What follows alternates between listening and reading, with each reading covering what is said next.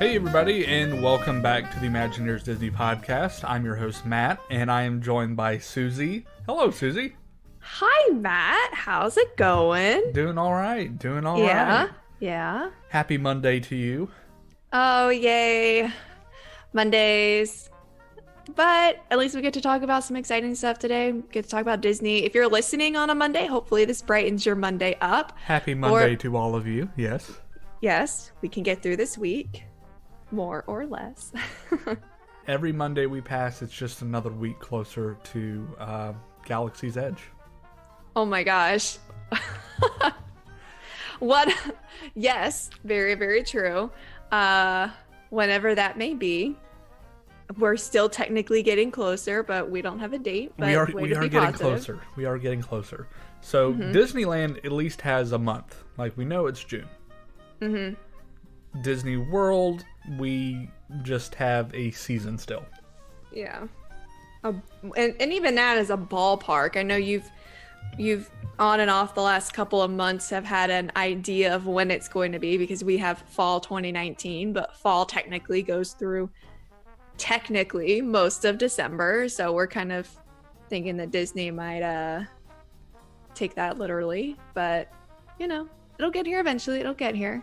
We're actually going to talk about Galaxy's Edge today, and some recent developments. We're just already smiling. Like, we tried to play it cool at the beginning. We're so stoked. If anything in this episode that we talk about is actually true and accurate, if half of it is accurate, it's still going to be a huge theme park and technology game changer. Yeah, absolutely. Before we get into the article that we're going to be referencing, I have done a little thinking. So we do know that Disney is opening a couple of new resorts in the future, and one of them is supposed to be completed by the end of the year, and we now have the ability to book dates in December for Disney's Riviera Resort. Oh, okay. And bookings appear to open on December 18th. So I ask myself, wait, what day of the week is that? This is a Wednesday. Okay. Okay, So, go on. I'm trying to think too. So I ask myself, would Disney open a new resort around the same time as the opening of a new upcoming land? Perhaps. So I also think that is like just a few days after episode 9 comes out. Yes. Could these things all correspond together then? I actually think episode 9 comes out on the... Or does it come out the 20th? So after? Yeah, so like the 19th. So they usually do like the Thursday. Yeah. But which is what I go to. I yeah. can't do this midnight stuff anymore. I go at like the Thursday at like 7 p.m. So maybe that's just Star Wars week. I'd be more than happy with that. I don't know if either of those things would be a distraction to the other, or if they're thinking they're going to complement, or who knows, they may have something crazy up their sleeve that combines both. Who knows? But that's just my speculation. That's just me going, I wonder. So. I think it's good speculation. It's kind of like, well, it's not kind of like, it's exactly like you have a theory and now you've got like a little piece of evidence that you can make work into it. And because you've been thinking it was going to be like mid to late December anyway. And so now that you've got something else going on around there, I think you're getting quite a bit of evidence there, Sherlock. I think another bit of evidence is it will be after September 30th, because there is no way that they would have done free dining during this time. Oh, absolutely not. And no. the free dining offer does end September 30th. So it's going to be somewhere between October 1st and December 31st. So yeah, there's that. There's our speculation on that. And speaking of speculation, more speculation, and let me reiterate speculation. None of this is confirmed as of yet, but the sources are good. So we already know about the Millennium Falcon attraction in Mm-hmm. Galaxy's Edge, Smuggler's Yes. Run, Yes. which is going to be awesome And interactive. and interactive. So you can push all the buttons. 200 over 200 buttons actually. Yes. So that's going to be great, and it looks like we do now know that there will be a single rider line for the Millennium Falcon attraction.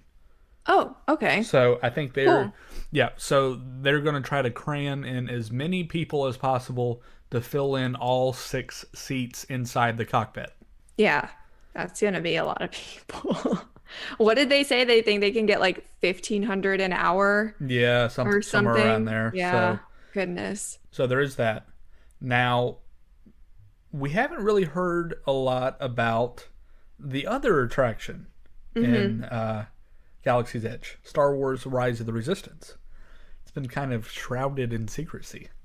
Which is just so typical Disney. It's so typical Lucasfilm. But I do think it's interesting that they gave us kind of a good idea of what we're gonna get with Smuggler's Run, but they've been silent on this. It's not like they're being completely silent on both fronts. It's just Yeah, and they've released some promo stuff. So if any of you watched the Christmas Day special event on ABC, they did show some kind of promotional footage and stuff of the attractions. Just this past week, though, we did have an article that was released by Slash Film, and the content within it is pretty extensive, pretty detailed.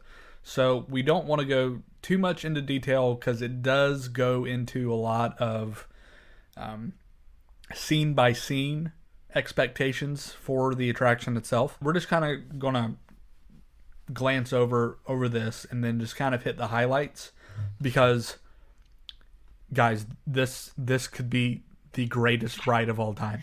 I really think this again, I said it before, if even half of this is true, it's going to blow everything out of the water. Like, you guys thought Flight of Passage was a good ride. This is going on a whole nother level. And as we go through this, we'll also talk about this isn't just someone who, has like analyzed that aerial footage we have and is like making random conclusions. The sources and hearing this and hearing that, and it's pretty solid information, but again, you just never know with Disney. But this is pretty reliable sources that we can go off. Yeah. Slash Film has actually sourced Alicia Stella from over at the Theme Park Stop podcast. So she has a pretty good track record of information. So that is where they're getting this from. Also, some patents that have been filed. Some patents. So someone really put on their Sherlock hat. Yeah. So putting 2 and 2 together in some instances, but so this is what we're going to be talking about this episode. So we're just going to go through some of the things that are mentioned in this article. Once again, not going too far into detail, but just enough to get your interest piqued, hopefully. Yeah, if it wasn't peaked at least a little bit already, like, we need to have a serious talk. So right off the bat, runtime.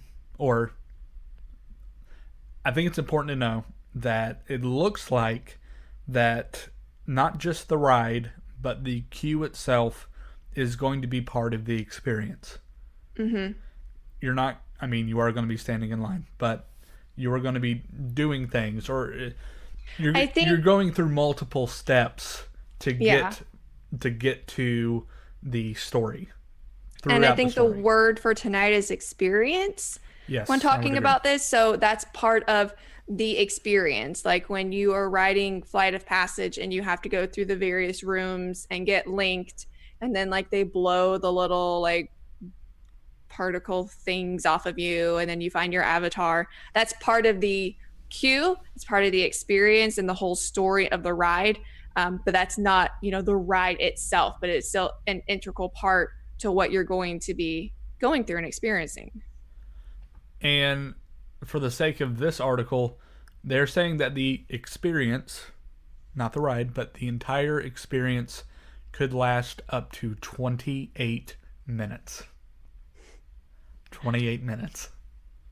Which, just remember, you would be probably doing anyway. Like, let's be honest, it's going to be like 150 years before the wait time for this is under 30 minutes anyway.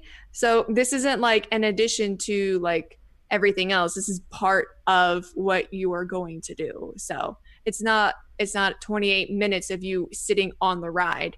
That 28 includes those pre-ride, pre-show interaction things. Right, and it looks like part of the pre-show, you're going to be recruited by the Resistance. So you're going to be pulled into the Resistance and recruited by them. And then very similar to what you experience at Escape from Gringotts at Universal Studios, where you go into the elevator and then you go down the elevator shaft, down deeper into the vaults of Gringotts. It's going to be very similar, except you're going to be going into space. So you're going to get the sensation that you were moving and that you were traveling, and then you exit the doors, and then you were. One article I read, it's like Willy Wonka. Yeah, you open the door. You go in the same, yeah. And then you are in a completely different place.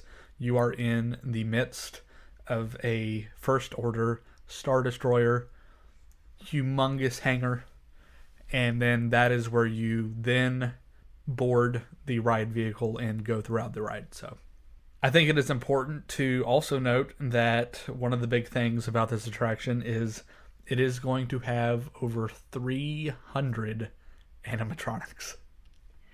Which is just mind-blowing, really. And they're not just like animatronics, like, 300 little birds in the tiki room. Oh, that was nice. I went all the way. They're going to be life size. This is an extremely like personal, realistic experience. We already know we're going to see some life-size other vehicles from the Star Wars universe. So I think I agree that it's also logical to an extent. A lot of these animatronics will be life-size. I know there's other technologies that are used, but I think it's fair to say that a good number of them will be like life-size. Yes, and what they speculate is that up to a third of the 300 are going to be stormtroopers. Wow. So probably about 100. About 100 will be stormtroopers. Just to put this into perspective for you, Pirates of the Caribbean has 119 animatronics. I was trying to think of the one with the most. I was thinking that, and then I really just that, but I was like, oh, it's almost going to be triple, almost triple what Pirates is. So, or think of it this way: Hall of Presidents, because you can see them all together in one place. So there's 45, and so like a little more than double of that will be the Stormtrooper animatronics, and then more than 3 times, like 6 times that as the number of animatronics. It's just massive. I can't even fathom the amount of space that this ride is going to take up. Yeah, it's a lot of real estate, and the sets, the scenes that you will be riding through are humongous in some instances, 6 stories tall. So specifically we've seen it in the promos with the AT-ATs, the 2 AT-ATs that are in the hangar, and in one of the most recent promos, they would turn their heads, and then they shot, blasters, like they're blasters. So one thing that's mentioned in the article is that Disney has developed a way to visually show blasters going along a path, but partially, like it'll be partially visible. So You know, So it looks like the individual blasts correct. instead of like a single like laser beam. So instead of like something, shooting out like you have on a laser pen, it's going to be interrupted like individual blasts of the cannon firing, Correct. which is just so totally accurate to the film. So I think that's going to be big for the AT-ATs. I think you could possibly be looking at something with the stormtroopers with that. Of course, Hmm. they can't hit anything anyway, so there's no reason for Ooh, concern. you gotta. Bird. So that's awesome.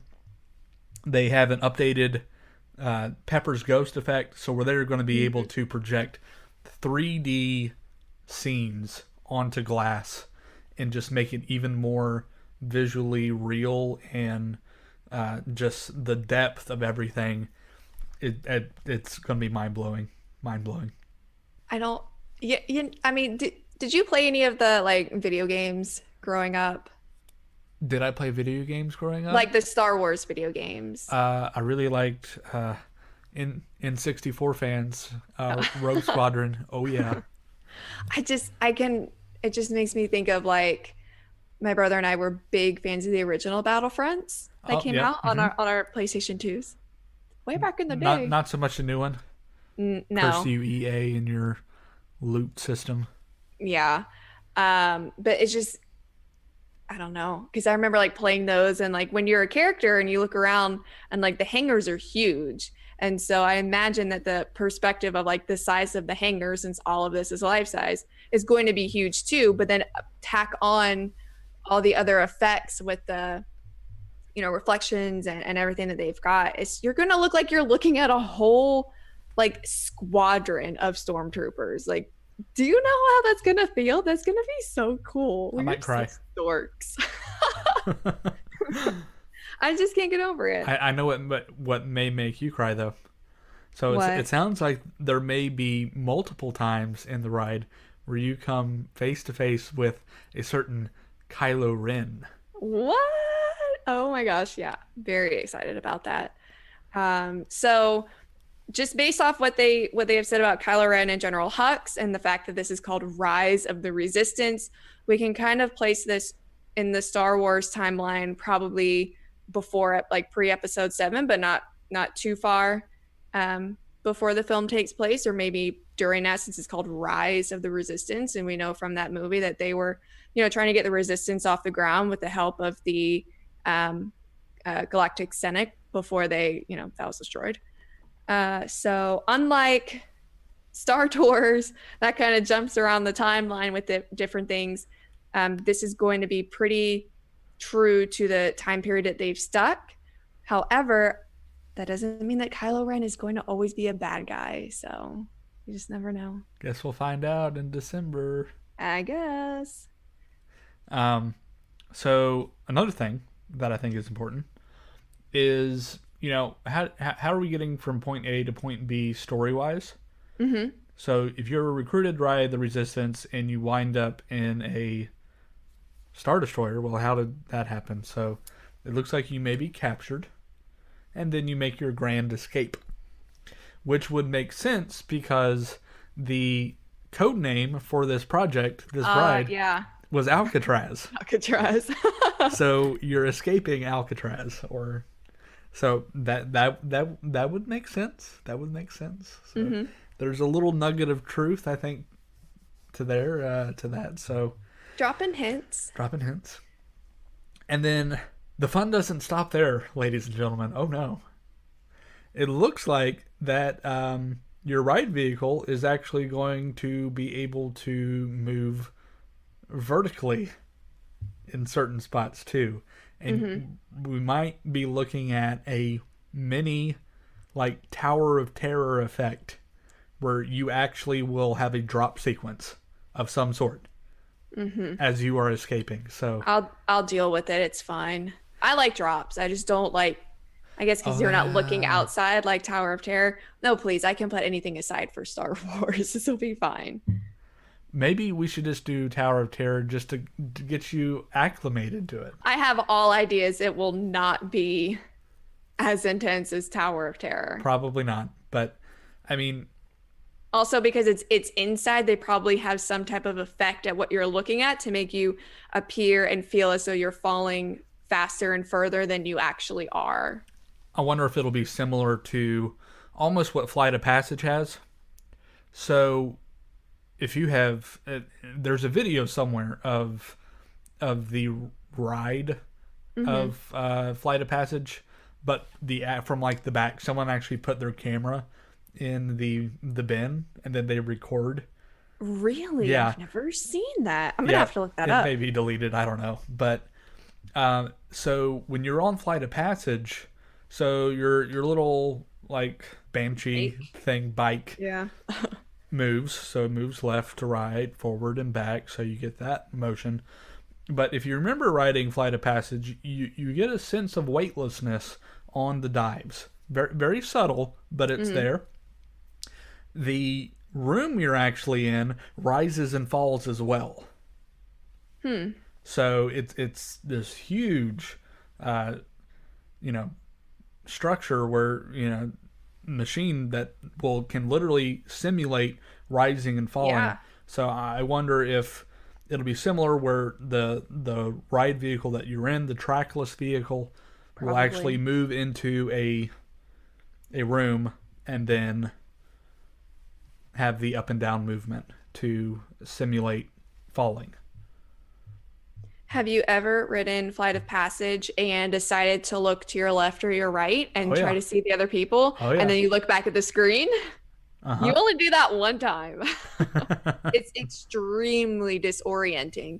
And I guess that is also another part of it because you are actually moving. I didn't realize that. I thought it was all elements of the Banshee you were on. I didn't realize like the platforms are part of the operation too. Yeah, it was an ambitious project and they hit a home run, and this looks to be equally so. I think this, once again, could be the greatest attraction on Earth. Yes. So let's talk about our word of the day again, experience. Hmm. So this, and because Smuggler's Run is interactive, these two rides are kind of in line with the whole idea of Galaxy's Edge, of being you are like physically dropped somewhere else in the world. And we all know that that's Disney's whole thing. But I feel like this is going like, no pun intended, like galaxies and like light years beyond what we've ever seen before. And I don't know. I don't know how this is, maybe we're looking into this too much because we're such big Star Wars fans and we're such big Disney fans, but I just think that like this has to get the attention of every other theme park or wannabe theme park in the entire world, that like Disney's here. No one's stomping on them anymore. There's no more like, oh well, Universal has Harry Potter World, but like, dude, have you been to like Galaxy's Edge? It's so immersive. It's such not just an attraction or a ride, but it's a full experience that you are literally a necessary part of. It's going to be a game changer, I think, for the industry. So, and we'll see it first in California. California gets to, you know, test drive the new car. So we'll see how that goes in June. But just keep out looking for updates, and we'll keep you posted on everything. I know this is really exciting for a lot of people, and it's been a long time coming. Yeah, I can't believe it's been, you know, a very long time. So since it was this, announced. Yeah. yeah, and so, but we're also nearing the end of like for real this time, the Skywalker legacy finishing up this year, and that's so crazy to think about. I remember when Disney bought Lucasfilm in 2012. I was actually upset about it. I didn't want the stories to keep going. I still have this thought sometimes you can have too much of a good thing and you oversaturate it and then the quality goes down. That's yet to happen. And now we're, coming up 7 years in. We will have had 5 amazing films, and now Star Wars Land is real. It's so insane how much has happened over just a few years. Like the whole franchise has just taken a completely exciting turn. Yeah, and yeah, I think it has been exciting both for the parks, obviously, and then for the movies as well. I mean, it's been great. So I think Disney taking over, and I know some people don't care for Kathleen Kennedy, but I love what she has done. She has been a, a godsend to the franchise. So I think she's done a very admirable job and Hmm. has given us a lot of quality content and Yes, stuff yes. stuff for both the old generation and a new generation. And I think that's important because I think that's what this land in Hollywood Studios is going to be too. Hmm. Because it's they could have taken the easy way out and all right, so we're going to have a Star Wars themed land. Okay, here's the Death Star. Okay, we're going to have the trench run. No, Yeah. they've gone completely original. Hmm. It's an original place that has never before been seen in the Star Wars universe, and they're Yeah. doing. I mean, obviously the Millennium Falcon, but it's not the Kessel Run. It's Yeah. something. It's something new, and with Rise of the Resistance, it's something completely original and new, and I think that's important, and I think it's going to be huge. It's going to be huge. And just speaking of huge and original things, remember we're also getting the resort that's going to be connected Yep. to Galaxy's Edge. I mean, it's not going to be huge. I mean, it's going to be huge as like, this is awesome, huge, but not like size huge. Won't be as like large as some of the other resorts, but this is still going, I mean, it's going to be filled like every night for I think it'll like be a all of very eternity. boutique experience Yes. for the Uber fan. Well, I was about to say boutique is a fancy word for expensive. Yes.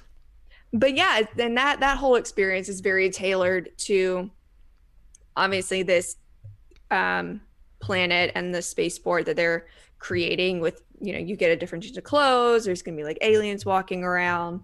I'm so excited. We've always wanted Disney is a place to escape, and I just don't see how it can get more escape like and just imagine and have some kid like fun than this. I just don't see it. I don't see it getting better than this. Well, time will tell, I suppose. I guess. It's going to be 2019 in general. I think it's going to be in a very exciting year, and starts off in Disneyland in June, and sometime later on this year in Walt Disney World. So, if you are interested in Galaxy's Edge, and you want information as soon as the dates release, if you want to email me, my email is matt@travelmation.net. And as soon as the dates are released for Galaxy's Edge, I'll put you on a list, and you'll get an email from me saying, "Hey, here it is. Start booking your stuff." So we'll keep an eye out for you, and we'll keep you informed as always. So, uh, well, Susie, I think it's going to wrap it up. I think we've given away some, but not everything. Yeah. There's so much more in that article that just makes me want to cry, but in a good way. All right, let's do it now. Respond in the comments. What do you think the odds of Matt crying his first time going to Galaxy's Edge are? I say like 86%. I know, 100%, 100. Yeah. I'm telling you, 100%. So Okay, okay. because it looks like going into the land, it's going to be like a tunnel reveal, like you kind of dip down, and then maybe, I mean, that's just what I've heard, and then it's going to be a big reveal. So Well, that makes sense. They tell us when you do Keys to the Kingdom that that's part of the thing going into Magic Kingdom is the first thing you see is the train station, and then you go through the tunnel and you see like movie posters for the different rides, and the ground is red like a red carpet, and then you still have to get to Main Street, and it's like it opens up and you see the castle, and then there's all those little Imagineer names going down Main Street in the windows, and those are like the opening credits. I imagine this is going to be very much the same way. I think that idea has a lot of merit in that you're not really going to be exposed to anything until you are in there. And it's kind of like the opening scene of a movie. Yeah, yep. It's going to be so cool walking in there with John Williams music playing in the background. Written just for this. Just for this. So it's going to be great. So, well, thank you everyone for listening. We hope we have whet your appetite for some Star Wars Galaxy's Edge. Hope you're as excited as we are. If you have not subscribed to the podcast, you can find us on Apple iTunes, Google Play, and Stitcher. And of course, we post these links to our Facebook page every week for you to see and respond to and comment on. We enjoy the comments and the discussion. You can find us on Facebook at the Imagineers Disney Podcast. And thank you again, everybody, for listening. And until next week, remember, if you can dream it, you can do it.